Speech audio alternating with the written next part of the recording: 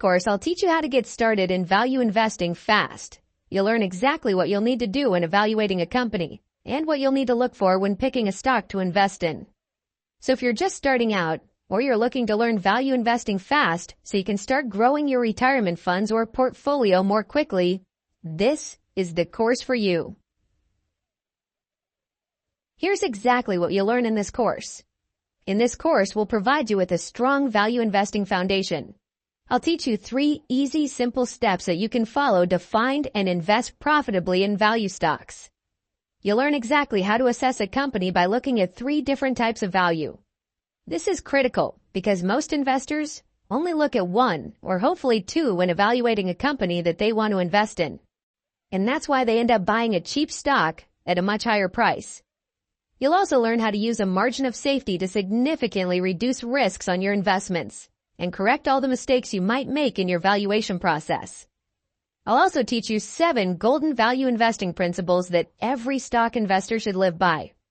And in the last module, we'll also talk about 5 different things you can follow to identify if a company has a sustainable competitive advantage, so it can compete with other companies within the same industry. And we'll also make a complete value investing roadmap for you so you know exactly what you need to do now and what you'll need to do next. You'll know exactly your next steps and what you'll need to learn to become a successful value investor. I'll help you understand quickly how the value investing strategy works in the real world. We'll dive into what exactly value investing is, how it works, and I'll show you 3 simple steps to implement this strategy so that you can profit from the stock market and grow your money. Okay, now let's get started. So what exactly is value investing? Value investing is simply an investment strategy where stocks are selected that trade for less than their intrinsic value. So what does that mean?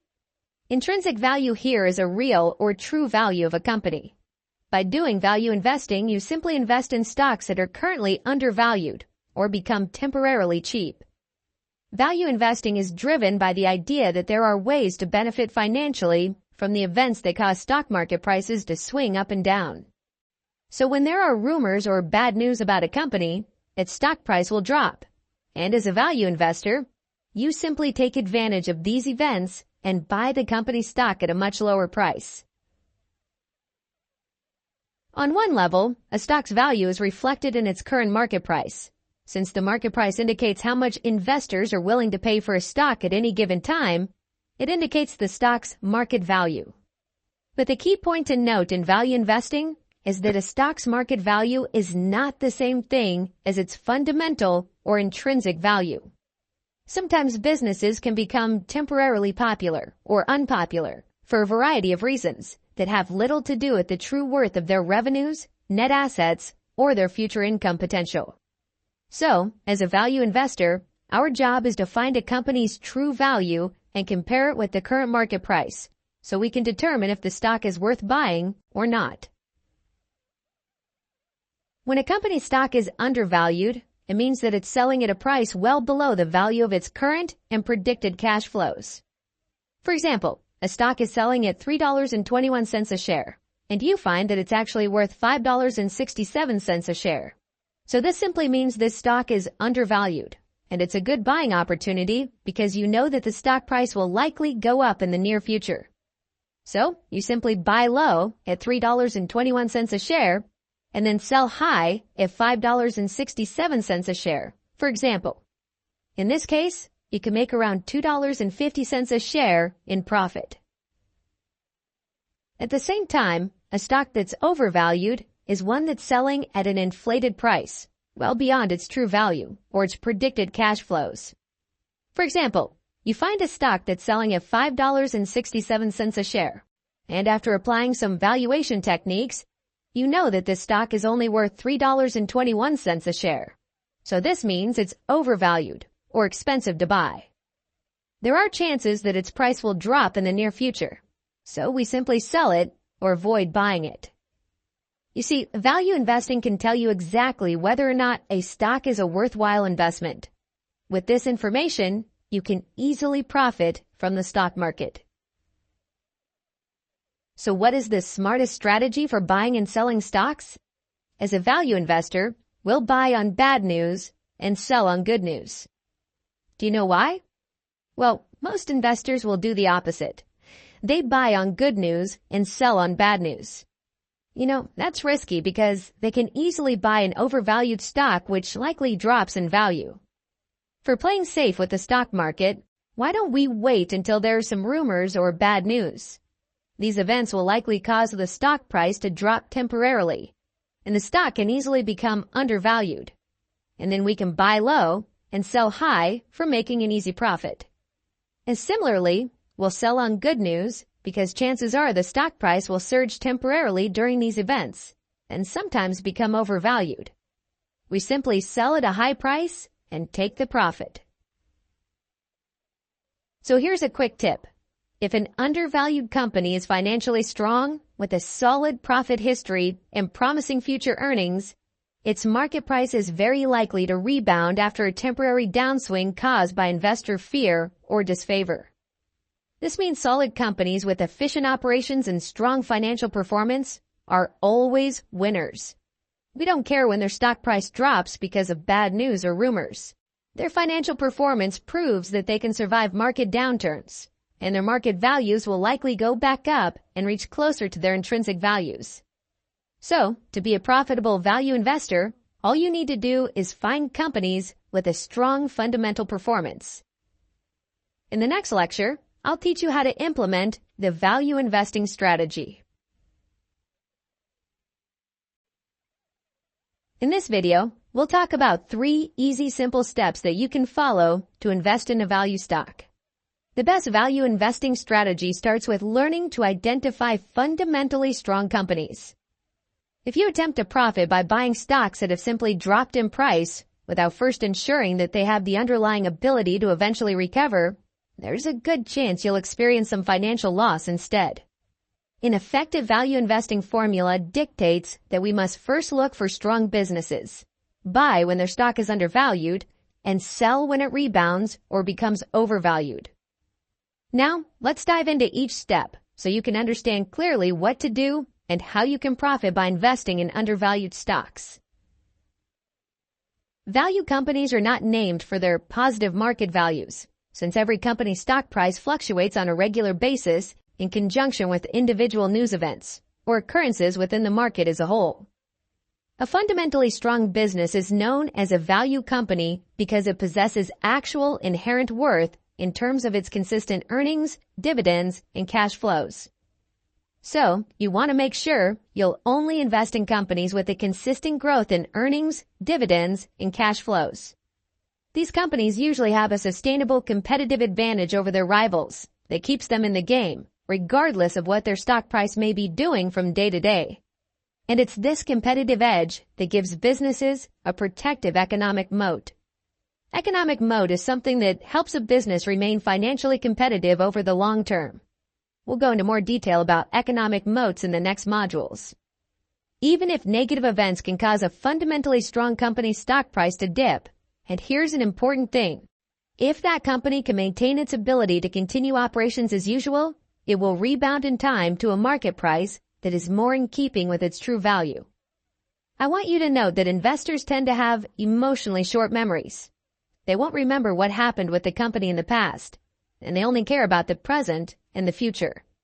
So as long as a company continues to demonstrate a consistently growing net income and cash flow, it's very likely to not only eventually regain its former glory after a price drop, but to become overvalued someday because investors start to recognize all over again what a great value it represents.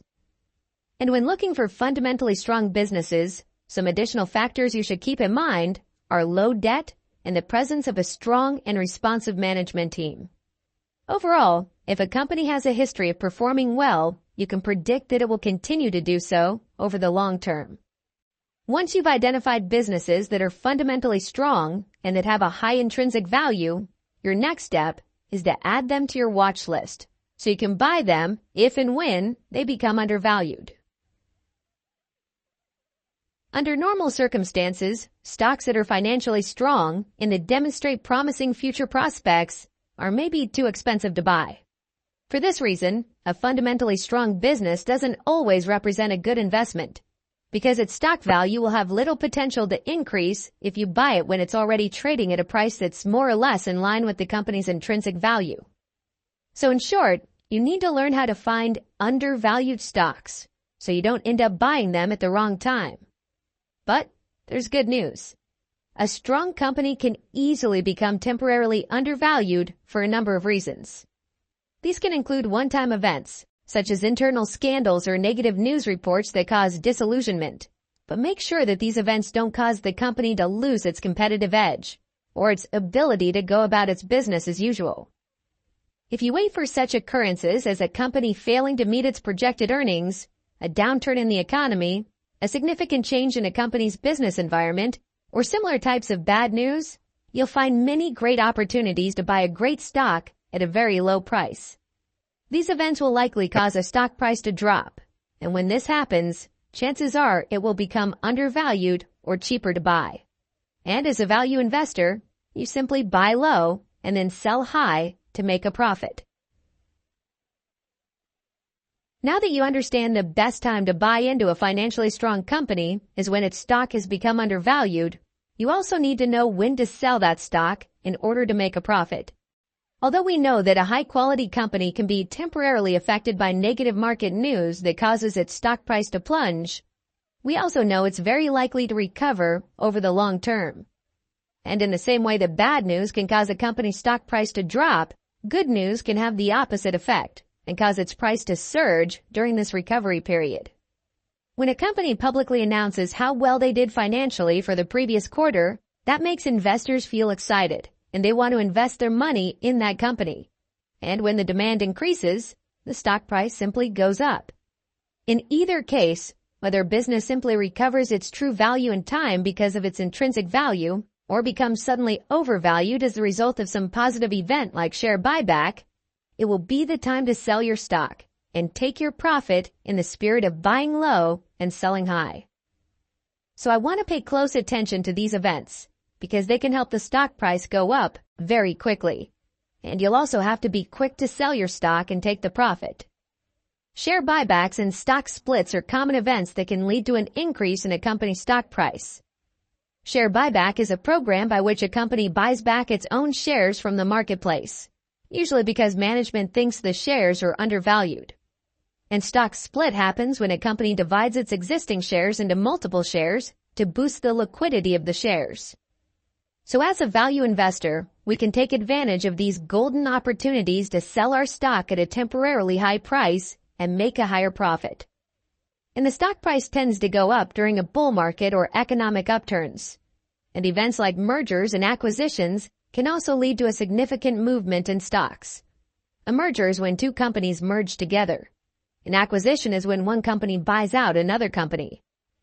So you need to pay attention to these events, especially the earnings announcement, because it happens almost every quarter, so we'll have at least 4 times a year to make big profits. In the next lecture, we'll talk about price and value, which is a very important topic in value investing. Okay, see you in the next video.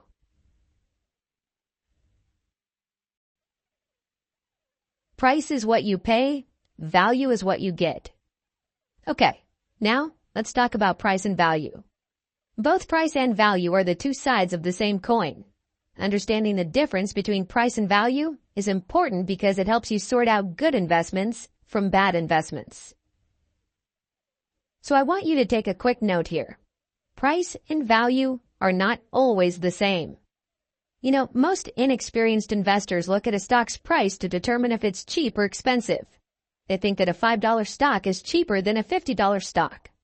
Well, it seems cheaper because of the price tag.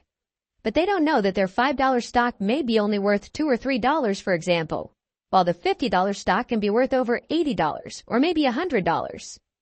So that's the difference between price and value. You know, looking at the price side is not investing. It's gambling because you have no idea about how much your stock is actually worth.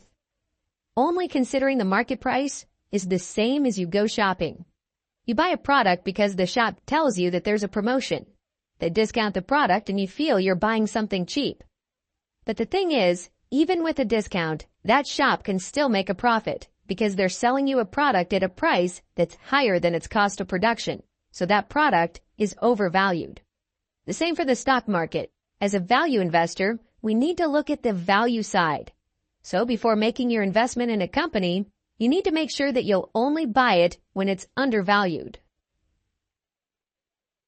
There are 3 types of value that you need to know about if you want to be successful as a value investor. Evaluating these values carefully will show you a clear picture of how profitable a potential investment is. The first is relative value. The second is absolute value. And the third is perceived value. Now, let's dive into each of them in turn. Relative value can be determined by comparing a company's financial performance with that of its competitors within the same industry, and also with the industry average. The differences between a company with its rivals tells you exactly how well it's operating and generating profits. When a company is profitable and able to operate efficiently, that will make a significant contribution to its shareholders' value. This simply means the more profitable the company is, the more profitable you are as a shareholder. So to determine relative value, the easiest method you can use is performing a financial ratio analysis. We'll simply compare a company's profitability, efficiency, liquidity, and solvency ratios with that of its competitors and the industry average. The company with the best ratio values will be the best company in the industry, and it's a worthwhile investment in terms of its relative value. Financial ratio analysis is a big topic in value investing, so I'll teach you how to use financial ratios the right way in another course. But right now, you just need to know that it exists, and you'll need to learn about it later to master your value investing skills. Okay, the second value that we're going to talk about is the absolute value. In short, it's the company's intrinsic or real value. You'll need to perform a stock valuation to estimate your company's intrinsic value. Then compare its value with the current market price. If the intrinsic value is higher than the current market price, or the company's stock is selling at a price which is cheaper than it's actually worth, this means it's undervalued or cheap to buy. So, we'll consider buying it to make a profit when the price increases in the future. And on the other hand, if the intrinsic value is lower than the current market price, the stock is overvalued or expensive. We simply avoid buying this company's stock. So to determine absolute value, we'll use some valuation methods such as the discounted cash flow model or dividend discount model. Okay, the final one is the perceived value. Perceived value is the price that people are willing to pay for a product or service. And in the stock market game, it's the price that people are willing to pay for a share of a company. The perceived value is completely unrelated to the absolute value. The best example of perceived value is this picture. It's actually worth maybe just a few $100s to pay an artist to paint it. But guess what? It's worth millions of dollars. Why? Because there are people who are willing to pay that high price to own this picture. The selling price will totally depend on the perception of the buyers. And I want you to know this. The stock market also works on the perceived value, and the stock price of a company reflects the perception of investors like yourself. You can easily see perceived value in growth stocks, where companies are growing much faster than their competitors and the whole industry. So that's why investors are ready to take higher risks and pay a higher price for owning those stocks. And to determine the perceived value of a company, you'll need to do a qualitative research. You'll need to find out what people think about that company, how skillful and experienced its management is in growing their business, what the values are that the company brings to the world. And the only way to know this is spending a lot of time reading news, stock analyses, and customer reviews. In the next lecture, we'll talk about another important topic of value investing. That's the margin of safety, one of the most critical factors that will determine your value investing success. Okay, see you in the next video.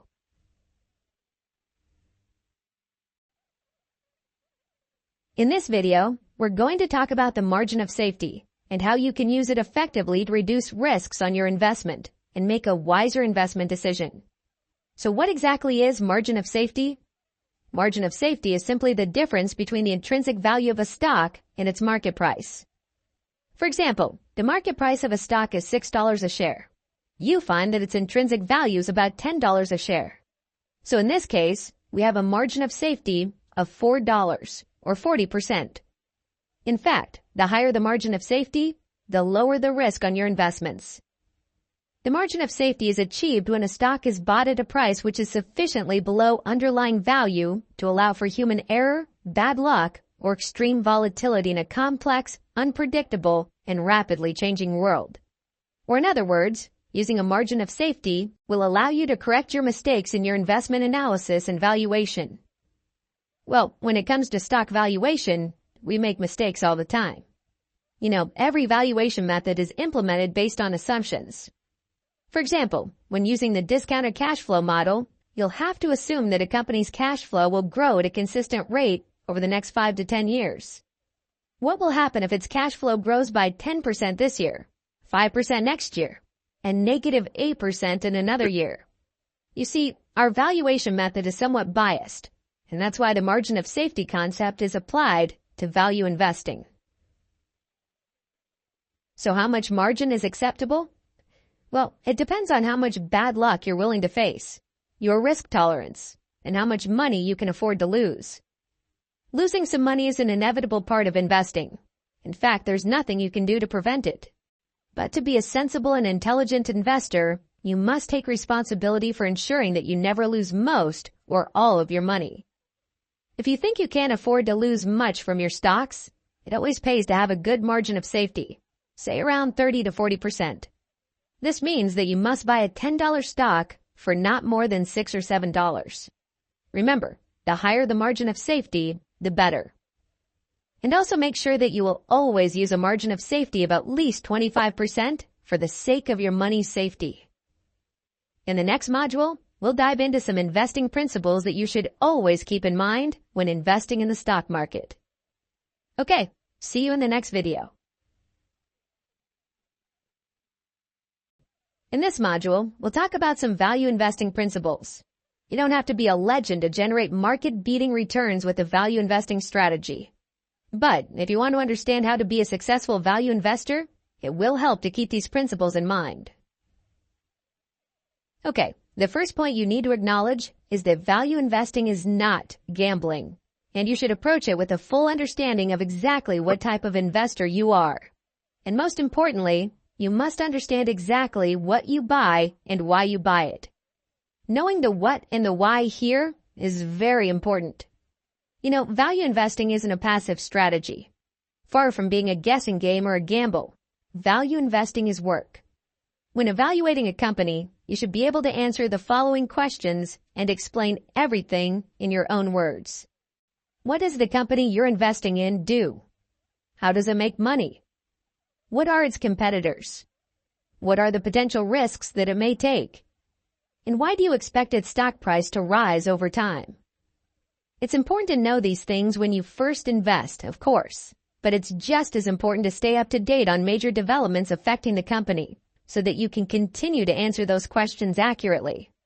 At a minimum, you should read the company's quarter reports and keep at least a half eye on news pertaining to the company so that you understand if its situation is changing.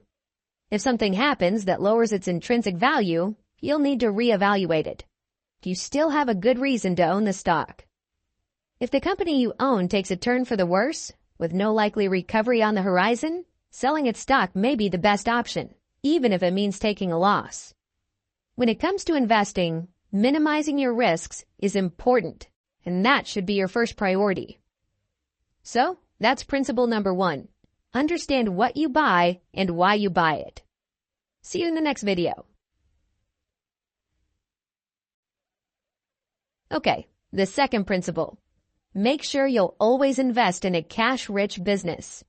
When a business is cash-rich, it means it always has abundant funds left over after paying all of its debts and expenses. It also means that its assets are liquid enough to be called upon should they be needed as an extra source of cash. So more cash simply means more liquidity. That's exactly what you'll want to look for as a value investor. And you should always make a point of investing in companies that have a strong cash position, because they're the ones most likely to pay regular dividends to their shareholders. At the same time, these companies are less likely to find themselves so strapped for cash that they are unable to service their debt loads when revenues dip or a recession hits. However, having a lot of cash is not always a good sign. You must find out if the management is utilizing their business cash well. Warren Buffett once said, "When people talk about cash being king, it's not king if it just sits there and never does anything." If the management can't utilize their business assets, it shows inefficiency in the company's operations, and that will be a red flag that you need to pay attention to.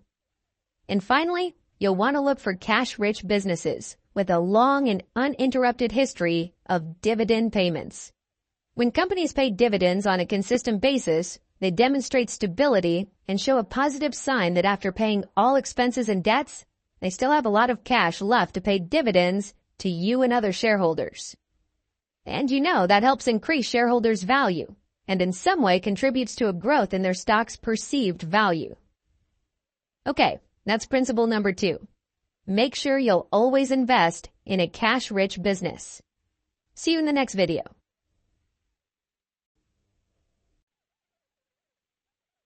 Okay, besides looking for cash-rich companies, make sure you'll only invest your money in companies with a low level of debt.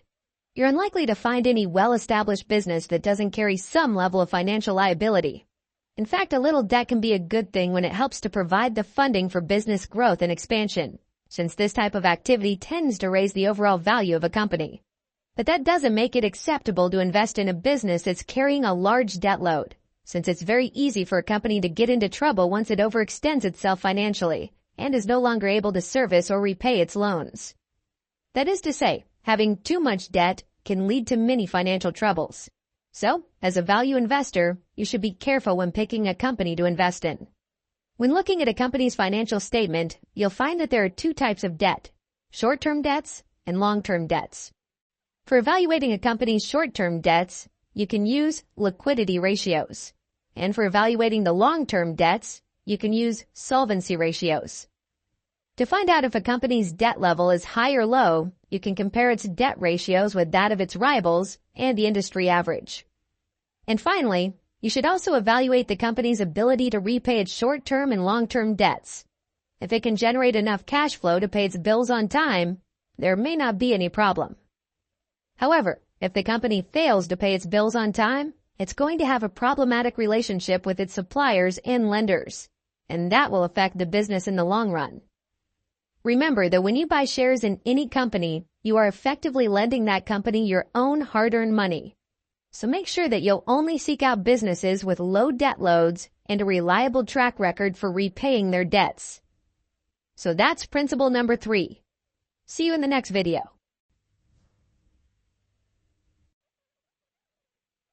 Okay, besides looking for low debt and cash-rich businesses, the next thing you'll want to consider is the quality of a company's management. In most cases, a company is only as successful as the people running it, and a big part of value investing is making sure that the business you buy into has a reliable, experienced, and forward-thinking management style behind it. One of the key factors in determining whether or not a business is on top of its game is to have a look at what gives it its competitive edge in the marketplace, and whether or not its management team has an ongoing plan in place for making the most of this competitive advantage. This means that management is not only acknowledging the competitive challenges that constantly threaten their company, but is adapting and responding to those challenges in a realistic and timely manner. To determine how well a company's management is doing in operating and expanding their business, you can use some efficiency ratios. And another great way to evaluate the quality of the management is looking at their company's competitive advantages. You need to make sure, to the best of your ability, that the people you are trusting your money with have proven themselves as effective decision makers and leaders within their industry. We'll dive deeper into how to identify a company's competitive advantages in the next module. Great companies should have great management teams. A great management team should focus on generating growth over time, which is the best way to reward long-term shareholders like yourself. So make sure you keep in mind principle number 4. Only look for companies that have both strong management and a sustained competitive advantages. And see you in the next video. Okay, let's talk about principle number 5. If you want to become a successful value investor, avoiding losses should be your first priority, even over generating investment gains. Remember rule number 1, never lose money. And rule number 2, never lose money. And I can tell you rule number 3 and number 4. Again, never lose money. Here's an interesting fact. It's simple math. If your portfolio's value drops by 20% and then grows by 20%, you've lost money. More to the point, in that situation, you need larger returns to meet your goals over time. That might lead you to take larger risks than you should, which could lead to more losses. As a value investor, you can minimize the risk of big losses by investing at a discount to a company's intrinsic value. And that's why you need to use the margin of safety as a part of your valuation process. Well, you may not always get market-beating growth, but if you can minimize losses and the need to recover from those losses, you'll need less growth to meet your investing goals over time. And besides giving yourself a high margin of safety, there are many ways you can go about minimizing losses on your investments. For example, you can easily avoid common costly mistakes like overtrading by only investing in companies that you're sure that you'll make a profit with. And before making any trade, you should always have an entry and exit strategy in mind. And don't forget to place a stop loss to protect your money. Okay, that's principle number 5. Never lose money. See you in the next video. Value investing strategies are not for those investors looking to move quickly in and out of stocks on a daily or even an annual basis. Warren Buffett once said, "The stock market is a device for transferring money from the inpatient to the patient." When you invest in value companies, you must invest for the long term and think in terms of years or at least months, not days or weeks. In fact, Buffett believes that all short-term price movements in the stock market should be disregarded by value investors, beyond using them as an indication of the best times to potentially pick up some new holdings. You should keep in mind that long-term investments are normally those that have lower risks. Rather than watching daily stock prices, you should spend that time keeping your eye on the operational performance of the companies in your portfolio. And rather than allowing market volatility to lead you into hasty and emotional investment decisions, you should continue to base your opinions of a company's value on facts. You know, sometimes it can take a company a long time to see its share price rise to match its intrinsic value. If you have the time, and if you won't need the money for many years, you have a huge advantage over investors with the opposite circumstances. You can buy, perhaps at a discount, when they need to sell. Good companies can trade at valuations that seem very low for years. This can happen when investors' attention is focused elsewhere, on hot tech stocks, for example, or when a sector is out of favor. Even if it takes several years to happen, the general principle holds. The market is usually efficient over the long run, and eventually, the stock's price will reflect the company's true value. If you bought the stock at a discount, you'll make money, or a lot of money, if you sell it once its price rises to something closer to its intrinsic value. Having the patience to wait until that happens is one key to success as a value investor. So that's principle number 6. Make sure you have a long-term investment strategy in mind, and patience is key to your investment success.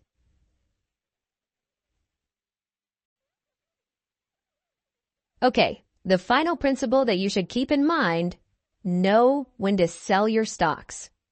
Almost as difficult as knowing when to buy your stocks is figuring out when it's the right time to sell them.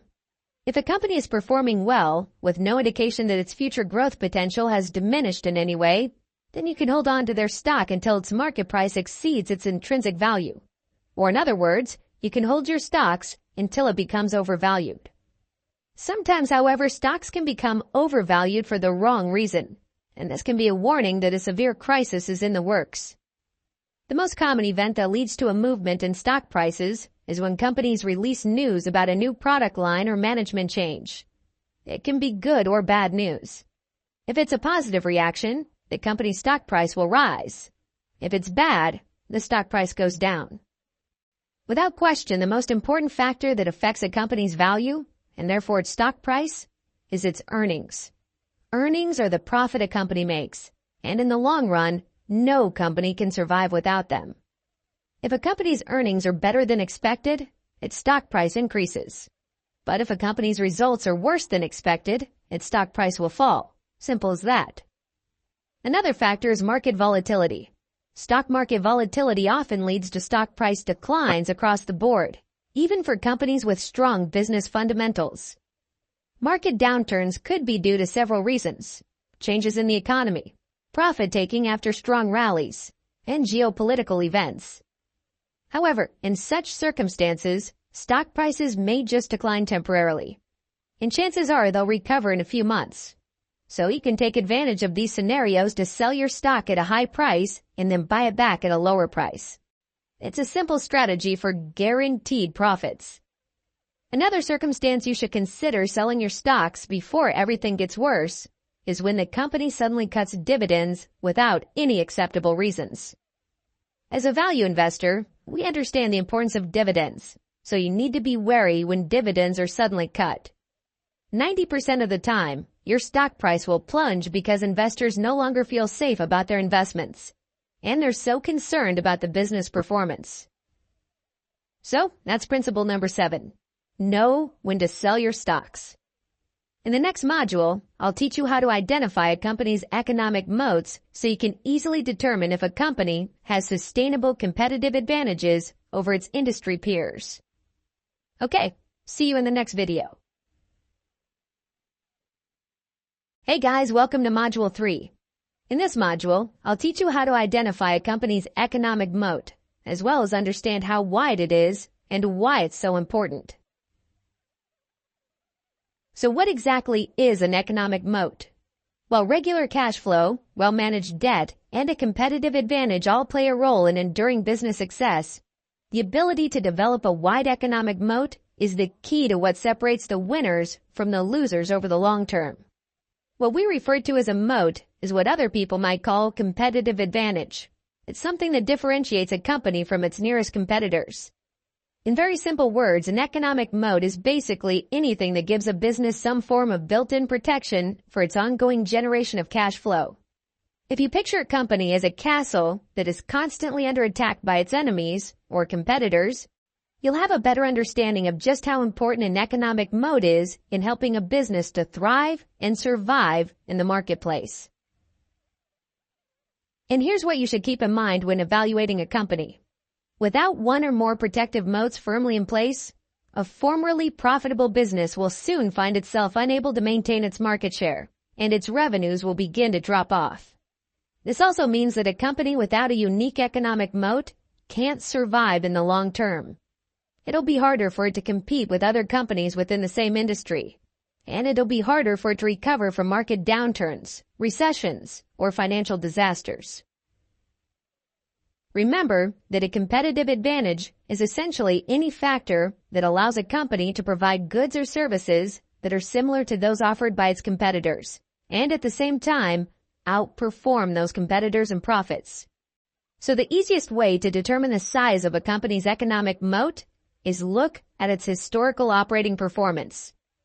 To evaluate a company's operating performance, you can use some profitability and efficiency ratios. Then you can compare its ratio values with that of its competitors and the industry average. If the company you're evaluating maintains a better and more efficient operating performance than its competitors, it's clearly the winner, and you can expect that it will survive in the next decades. In the next video, I'll give you a complete list of economic moats that a company may have, and I'll also talk a little bit more about economic moats and why they're so important. Okay, see you in the next video. The concept of the economic moat comes from Warren Buffett. He evaluates a company's economic moats to determine its ability to maintain a competitive advantage over its rivals, and thus protect its long-term profitability and market share. So why do companies need a competitive advantage?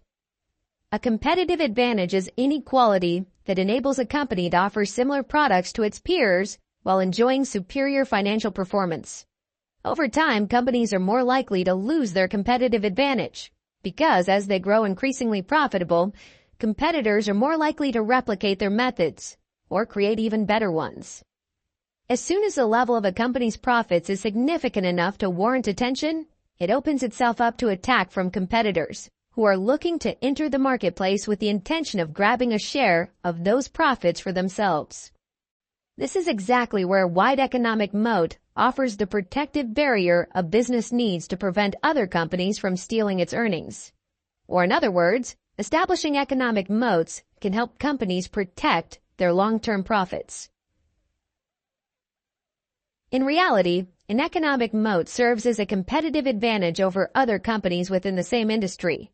But what sets it apart is the fact that the advantage is sustainable over a very long period of time. While these moats can be created in a number of different ways, and may be either narrow or significantly wide, it only stands to reason that the more of them a business can build, the better off it will be. Let me ask you a quick question.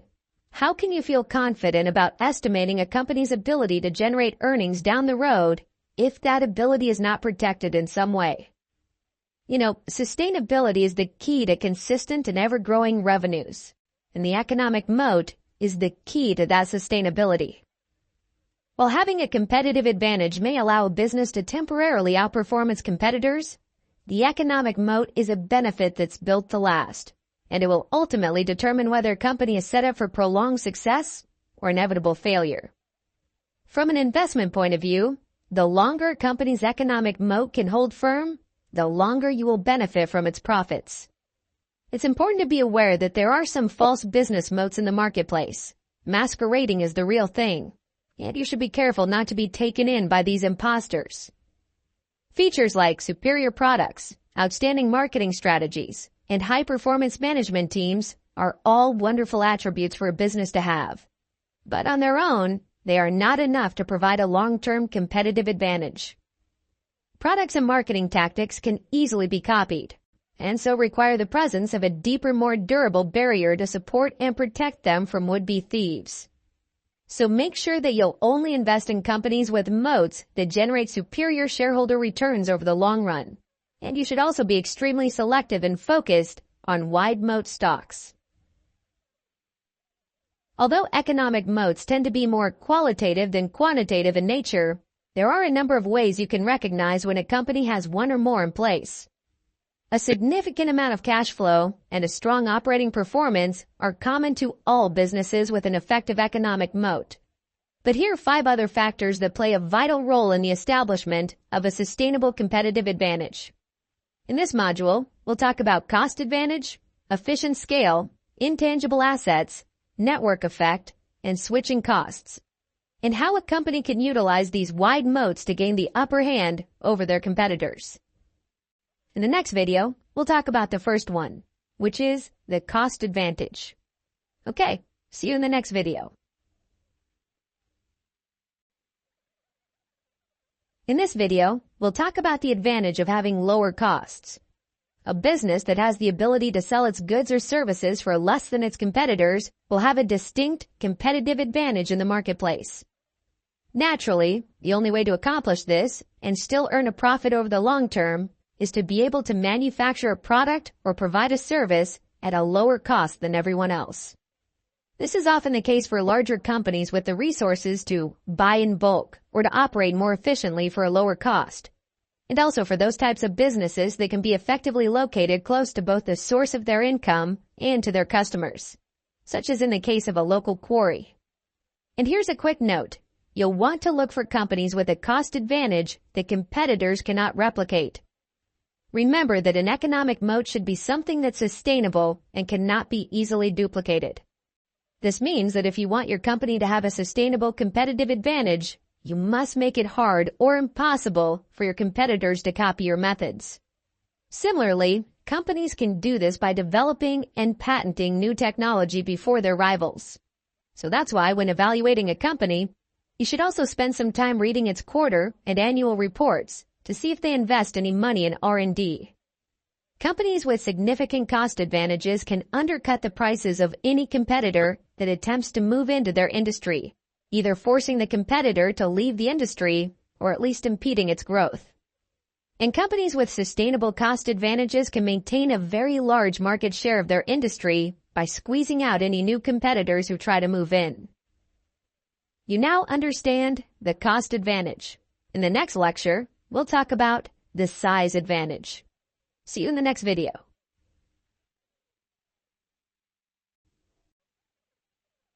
Besides having a cost advantage, a company can gain the upper hand over their competitors simply because it's bigger. Sometimes the sheer size of a company, in conjunction with the small size or niche-like nature of the market it serves, is enough to deter potential competitors and to serve as a wide economic moat. At a certain size, a company achieves economies of scale. This is when more units of a good or service can be produced on a larger scale with lower input costs. This helps reduce overhead costs in areas such as production, financing, advertising, etc. Big companies that compete in a given industry tend to dominate the core market share of that industry, while smaller players are forced to either leave the industry or occupy smaller niche roles. When a company has a relatively exclusive monopoly, for example, it means it controls the supply of a particular product or service within a certain location or industry. This makes it very difficult for similar companies to get a foothold in the same market, since the established giant in the neighborhood has already claimed most of the available customers and has sufficient size and resources to do whatever it takes to hang on to them. In addition, when a company is big and it has lots of cash flows, it's much easier for it to grow by simply acquiring other businesses. A good example is Apple. For example, if Apple wants to develop a new headphone product line that will be used for upselling and increasing their lifetime customer value, they simply go out there and buy an excellent headphone business. And yes, they actually did. Apple bought Beats in 2014 for over $3 billion. And now they have great headphone products to sell in their stores without spending too much time and effort building them.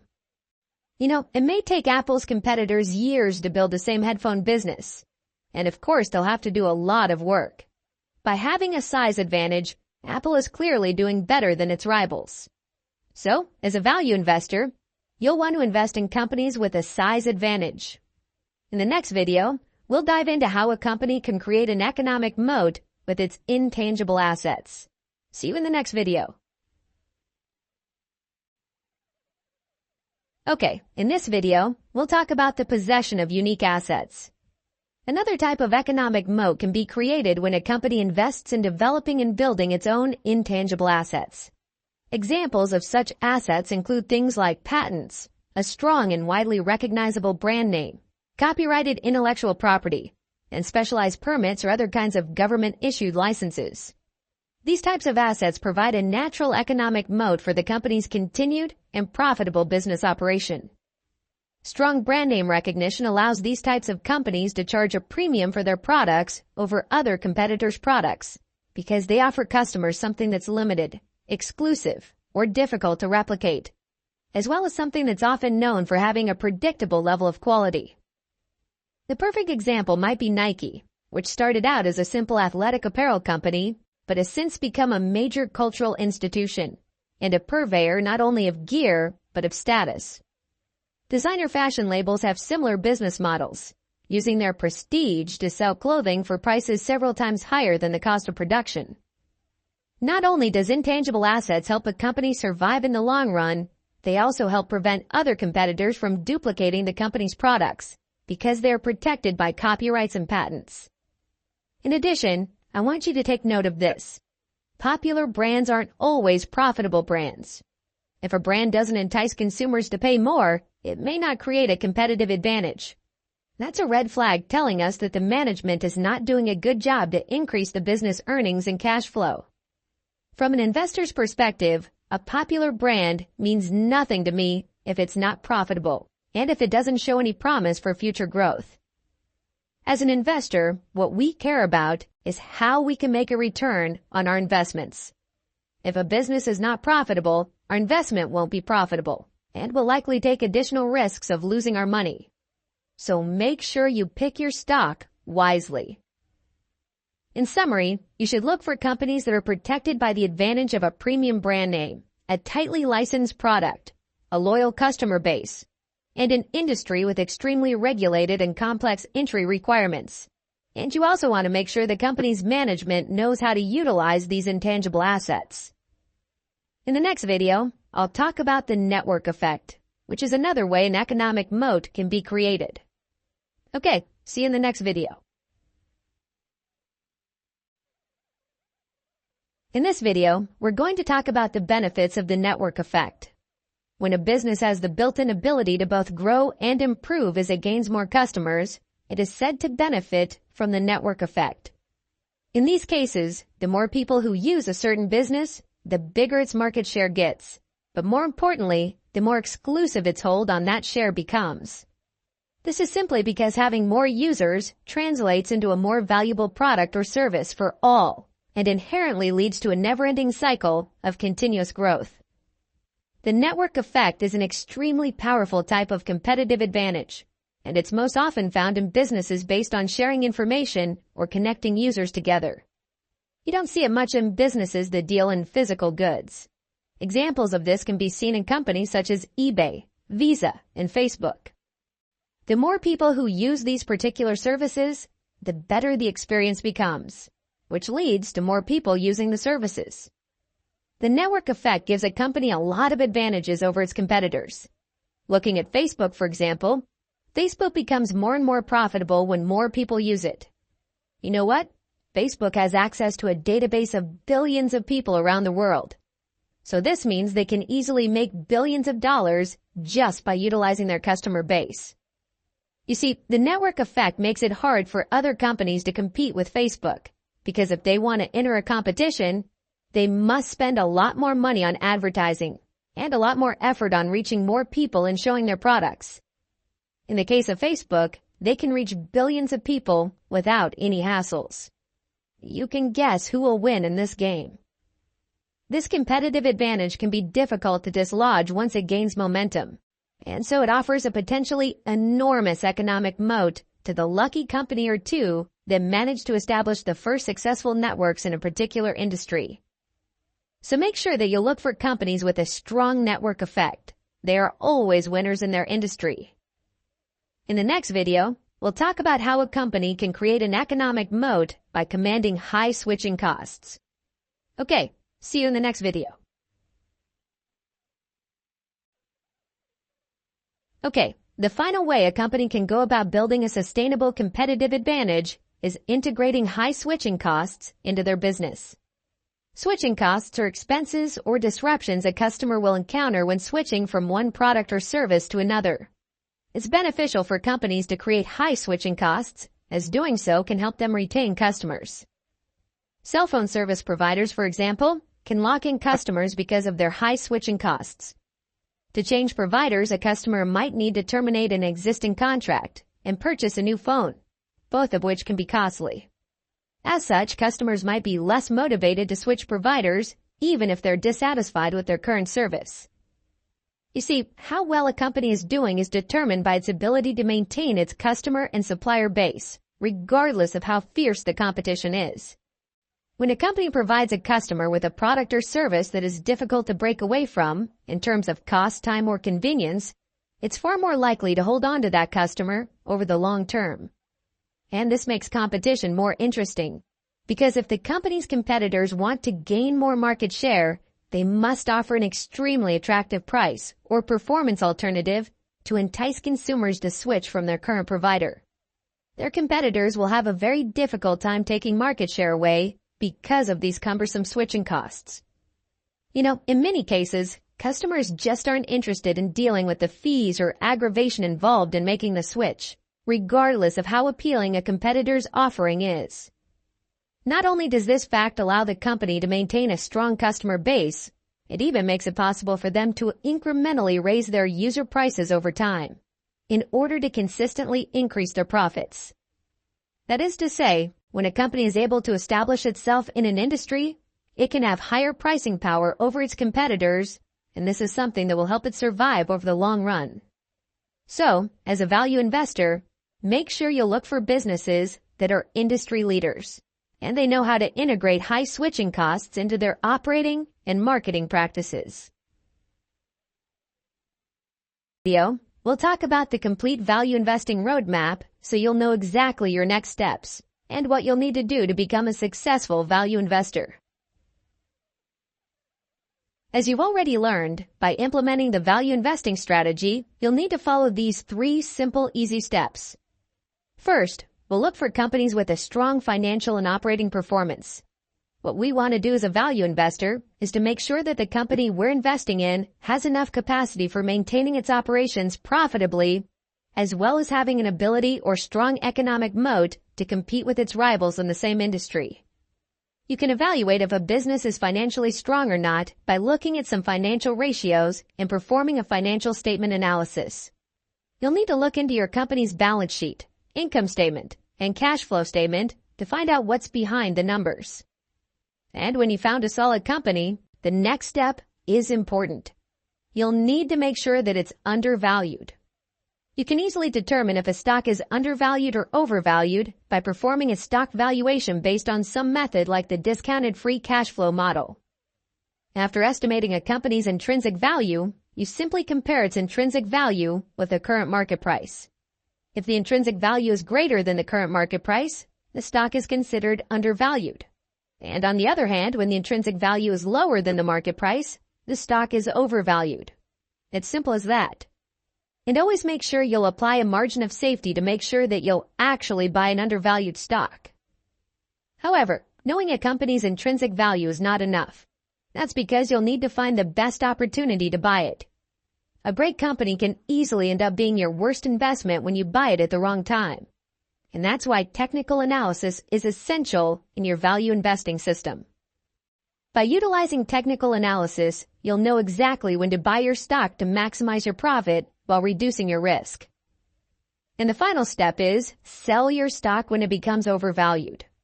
Again, you can determine the best time to sell for maximum profit by using both stock valuation methods and technical analysis. So that's the 3 simple steps you'll need to follow. Now, let's talk about the roadmap for mastering the value investing technique. I've been a value investor for 7 years now, and here's what I've learned to become a master. To become a profitable value investor, first and foremost, you'll need to learn all the best value investing strategies to find solid and financially strong companies to invest in. That is to say, you'll need a system. You'll need a set of investment criteria for evaluating and picking undervalued stocks. By having a system, you can make sure that all the companies you choose are rock-solid companies, and you can easily automate your stock analysis and valuation process. You can either build your own system or simply follow our copy and paste value investing system. After knowing all the strategies that actually work, you'll need to enhance your expertise so you can understand better all the businesses that you're investing in. You'll need to learn more about financial ratios and how to read and analyze a company's financial statements. If you were an accounting or finance student when you were in college, you might have gotten familiar with these topics. But if you're not a finance person, learning these topics may be a little bit harder for you. But they are essential if you want to be successful as a value investor. So learn it well.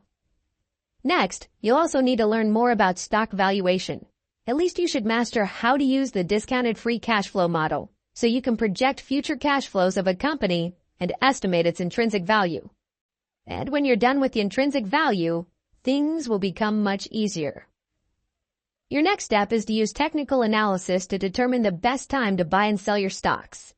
By using technical analysis, you simply look at a stock's chart and determine current market trends and predict the future movements of your stock. You'll need to look at some technical indicators and oscillators like the moving averages, the RSI, the Bollinger Bands, volume, the MACD, etc. And you can also look at chart patterns and candlestick patterns so you can predict if your stock's price will go up or down in the future.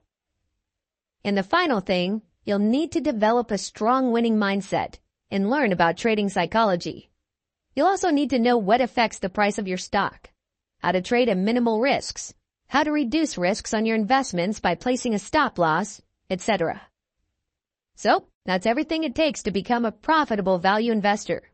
You know, value investing is a big subject, and it does require some kind of expertise, a lot of work, and patience. But you know, value investing will eventually pay off. I promise you that. Imagine you can grow your investments by at least 15 to 25% a year by just following a simple system that you can create on your own. That's much easier than putting your money somewhere else, like in the bank or your 401k and IRA that generally pay you nothing in return, or a small fraction of the return you could have made. So, welcome to the value investing world. I believe you can do whatever it takes to become a better investor, and you can change your financial future.